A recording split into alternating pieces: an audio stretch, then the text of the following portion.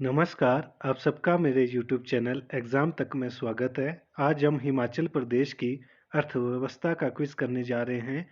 यदि किसी को क्वेश्चन में कोई डाउट हो, तो हमारी इंस्टाग्राम आईडी एग्ज़ाम तक 9 या टेलीग्राम चैनल एग्ज़ाम तक 9 में हमसे पूछ सकता है। तो चलिए वीडियो को शुरू करते हैं। हमारा पहला प्रश्न है, 1960 में स्थापित भाखड़ा बांध निर्माण से लगभग कितने लोग प्रभावित अथवा विस्थापित हुए थे?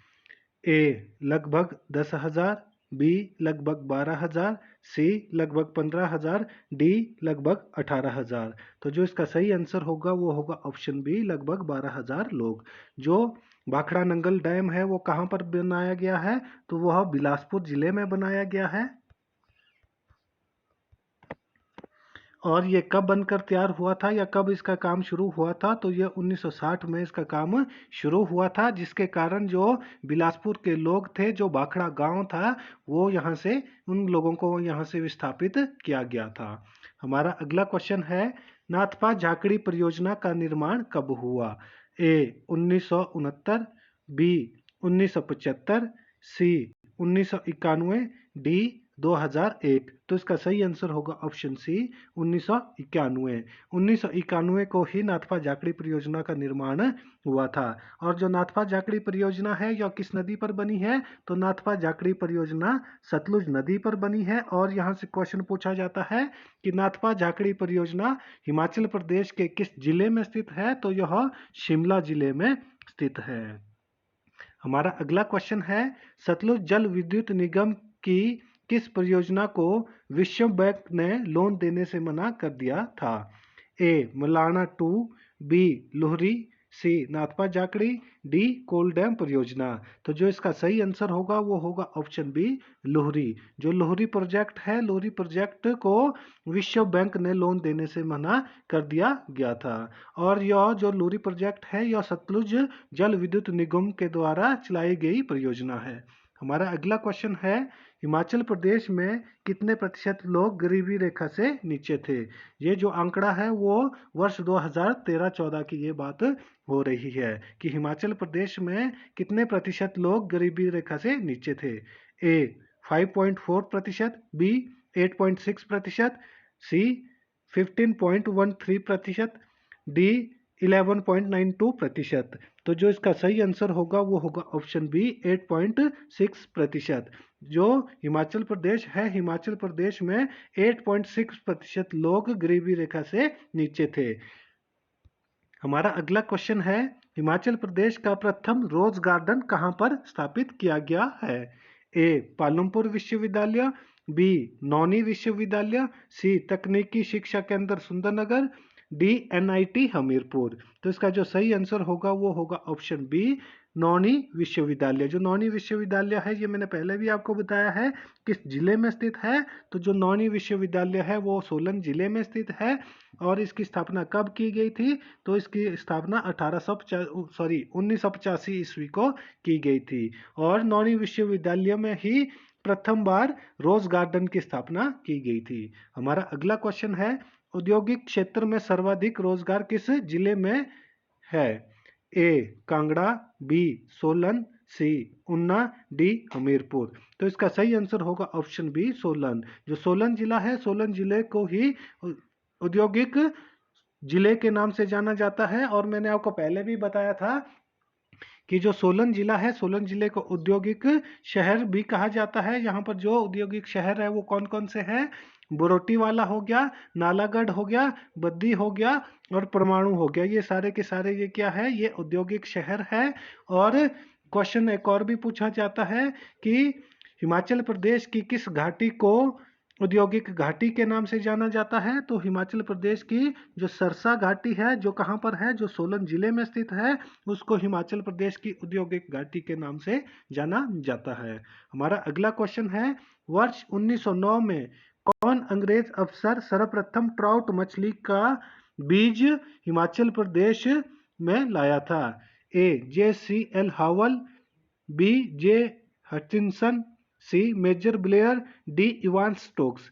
तो जो इसका सही आंसर होगा वो होगा ऑप्शन ए JCL हवाल। जो JCL हवाल थे उन्होंने ही सर्वप्रथम 1909 ईस्वी में ट्राउट मछली का बीज हिमाचल प्रदेश में लाए थे। मैंने आपको पहले भी बताया था कि जो ट्राउट है वो किसकी किस्म है, तो ट्राउट जो हमारे पास है वह मछली की किस्म है। और मछली की एक और मैंने किस्म बताई थी आपको, मिनोर कर्फ, वो भी क्या है, वो भी एक मछली की ही किस्म है। हमारा अगला क्वेश्चन है, ट्राउट मछली का सर्वप्रथम किस ट्राउट मछली का बीज सर्वप्रथम किस हैचरी में डाला गया था? ए महली हैचरी कटराई, बी गाड़ा गुशैनी, सी जोगिंदरनगर, डी सांगला। तो जो इसका सही आंसर होगा वो होगा ऑप्शन ए महली हैचरी। जो महली हैचरी कटराई में है वहीं पर सर्वप्रथम मछली जो ट्राउट मछली है, ट्राउट मछली का बीज वहां पर हैचिंग के लिए डाला गया था। हमारा अगला क्वेश्चन है, शाह नहर निर्माण के लिए केंद्र का योगदान कितना प्रतिशत था? ए 50%, बी 60%, सी 70%, डी 80%। तो जो इसका सही आंसर होगा वो होगा ऑप्शन सी 70%। जो 70% है शाहनगर जो शाह नहर परियोजना है, शाह नहर परियोजना के लिए केंद्र सरकार ने 70% अपना योगदान दिया था। हमारा अगला क्वेश्चन है, हिमाचल प्रदेश में आलू अनुसंधान केंद्र में ज्योति प्रजाति का आलू कब तैयार किया गया था? मैंने अपनी प्रीवियस जो वीडियो है वहां पर आपको बताया था कि जो आलू की कौन कौन सी किस्में हैं, आलू की जो ज्योति किस्म है यह हिमाचल प्रदेश में बहुत प्रसिद्ध है। और हमारे पास यहाँ पर क्वेश्चन क्या पूछा गया है? क्वेश्चन पूछा गया है कि हिमाचल प्रदेश में कब आलू अनुसंधान केंद्र में ज्योति प्रजाति का आलू तैयार किया था?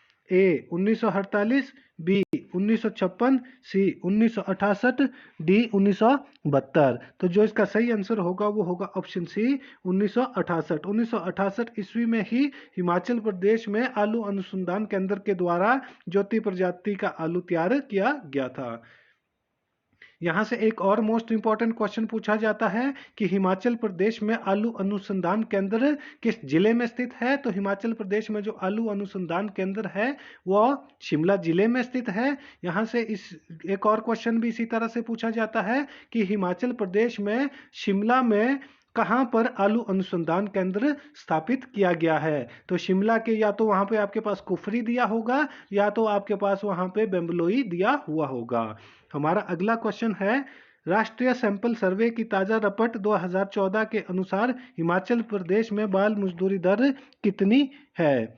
ए 0%, बी 4%, सी 3%, डी 8%। तो जो इसका सही आंसर होगा वो होगा ऑप्शन ए 0%। जो हिमाचल प्रदेश है, हिमाचल प्रदेश में बाल मजदूरी जैसी कोई भी चीज नहीं है।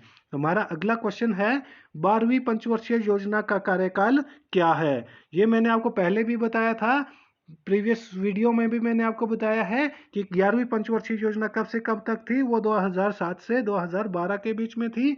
और यहाँ पर हमारे पास क्वेश्चन पूछा गया है कि 12वीं पंचवर्षीय योजना का कार्यकाल क्या है?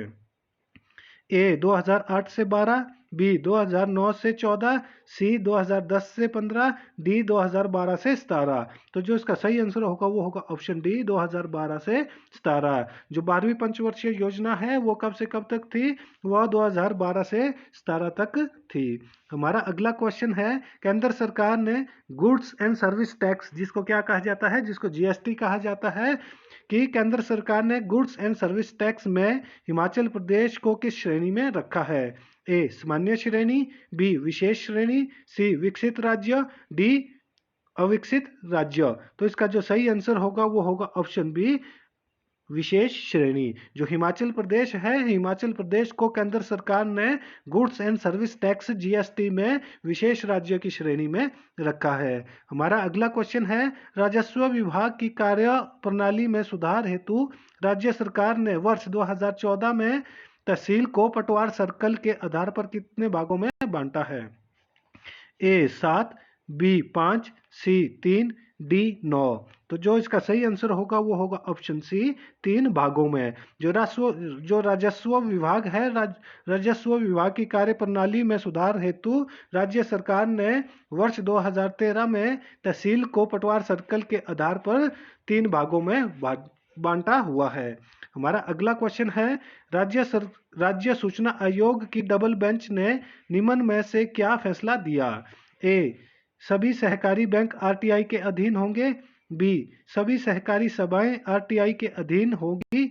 सी, सहकारी बैंक व सहकारी सभाएं आरटीआई के अधीन नहीं होंगी। डी, केवल ए व बी सही है। तो जो इसका सही आंसर है वो होगा ऑप्शन सी, सहकारी बैंक व सहकारी सभाएं आरटीआई के अधीन नहीं होगी। जो आरटीआई एक्ट है उसके बारे में भी पूछा जाता है कि आरटीआई एक्ट कब लागू हुआ, तो आरटीआई एक्ट 2005 में लागू हुआ। और यहाँ पर पूछा गया था कि राज्य सूचना आयोग की डबल बेंच ने क्या फैसला दिया था, तो उसने फैसला दिया था कि जो सहकारी बैंक व सहकारी सभाएं हैं इनको आरटीआई एक्ट के अधीन नहीं रखा जाएगा।